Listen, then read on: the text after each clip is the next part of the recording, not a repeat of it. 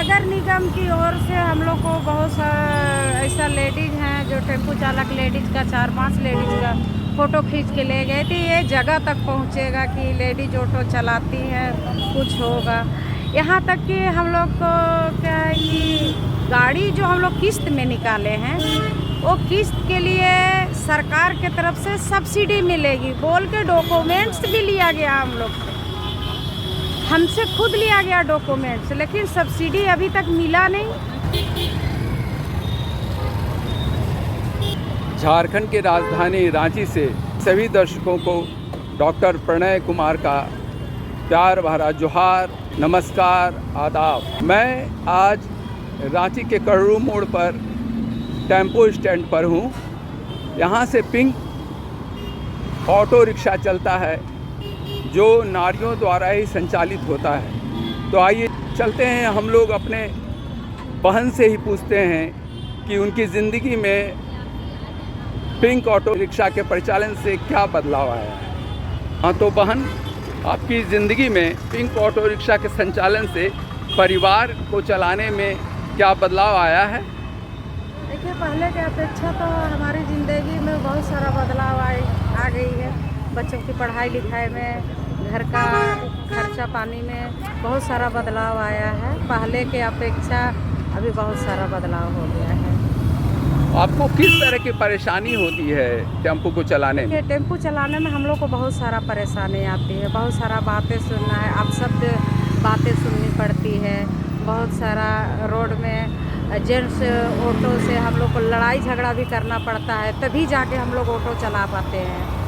एक हम लोग को बोला जाता है कि महिला फर्स्ट, महिला सशक्तिकरण, लेकिन ये सब हम लोग को लगता है कि सब झूठ है, कुछ नहीं है। कुछ महिला फर्स्ट, महिला सशक्तिकरण, इस शब्द का हम कुछ मतलब ही नहीं समझते हैं। जब हम लोग को यहाँ कुछ मतलब कि महिला समझ के कुछ मतलब क्या बोलते हैं, ऐसा होता है कि यहाँ महिलाओं के बीच में अभी भी कुछ सुधार नहीं हुआ है।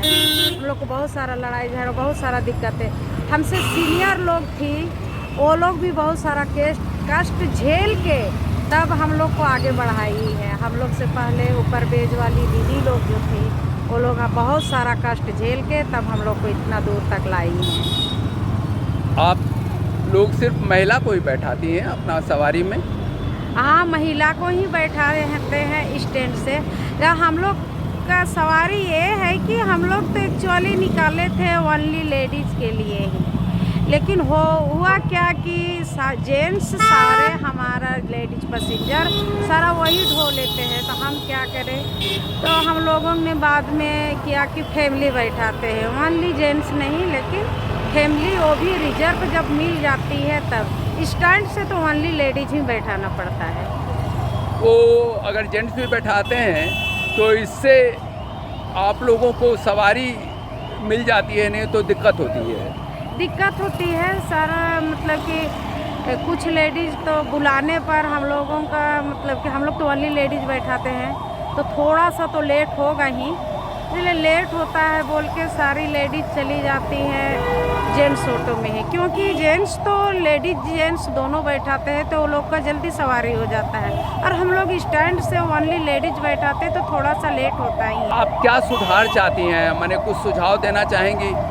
हम तो सुझाव यही देना चाहेंगे कि हमारी बहनें, जितनी माँ बहनें हैं, वो हम लोग का ऑटो में जाएं, सुरक्षापूर्वक जाएं और अपना सुरक्षापूर्वक घर पहुँचे, यही हम लोग चाहते हैं। लेकिन सवारी को देखिए, ज़बरदस्ती नहीं कर सकते हैं। सवारी तो है कि जिसमें इच्छुक हो उसी में बैठेंगे, तो हम लोग ज़बरदस्ती नहीं कर सकते हैं। ये योजना शुरू कैसे हुआ?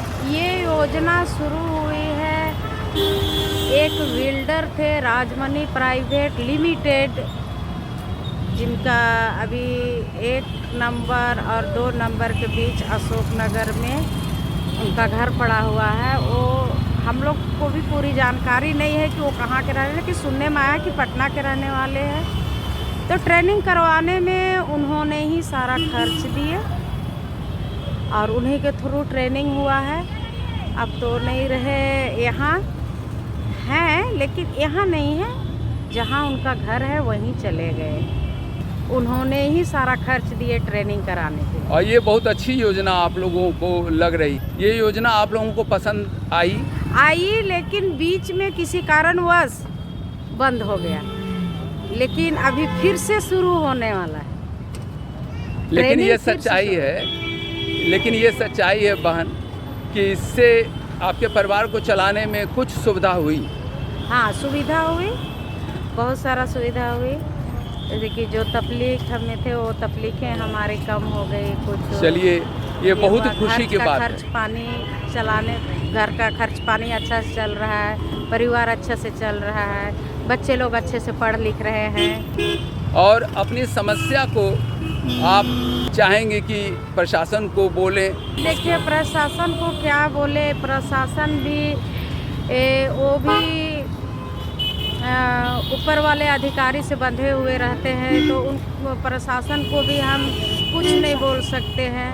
आज दूसरा अफसर आए, कल दूसरा अफसर आए, कल उनका दूसरा कानून बनेगा, परसों उनका अगला आएंगे तो उनका दूसरा कानून बनेगा।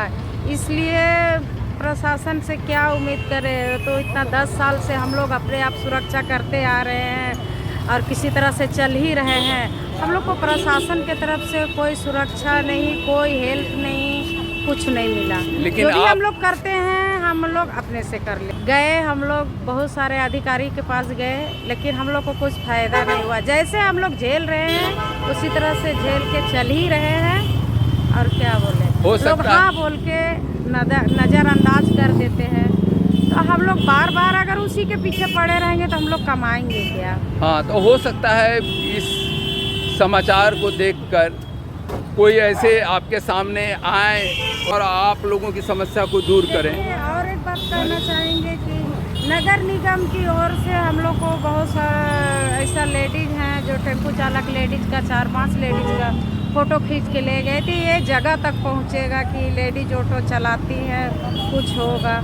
यहाँ तक कि हम लोग को क्या है कि गाड़ी जो हम लोग किस्त में निकाले हैं वो किस्त के लिए सरकार के तरफ से सब्सिडी मिलेगी बोल के डॉक्यूमेंट्स भी लिया गया। हम लोग हमसे खुद लिया गया डॉक्यूमेंट्स, लेकिन सब्सिडी अभी तक मिला नहीं, न कुछ नहीं। हम लोग चाहते थे कि हम लोग महिला लोग गाड़ी निकाले हैं तो कुछ आप चाहती हैं कि सब्सिडी मिले? सब्सिडी मिले, और हम लोग चाहते हैं कि कुछ हम लोग को हेल्प मिले। जैसे कि हम लोग गाड़ी फाइनेंस करवाते हैं तो कुछ छूट मिले हम लोग को, यही हम लोग चाहते हैं कि उसमें। अभी तो हम लोग पूरा के पूरा जितना हम लोग को फाइनेंस में पैसा लगा है उतना हम लोग पूरा पे कर रहे हैं। बहुत बहुत धन्यवाद बहन। हो सकता है इस समाचार को सुनकर सामने आए और आपकी समस्याओं को ख़त्म करे, इस आशा के साथ, विश्वास के साथ। बहन, आपका बहुत बहुत धन्यवाद, आपने बहुत ही अच्छी जानकारी दी। धन्यवाद।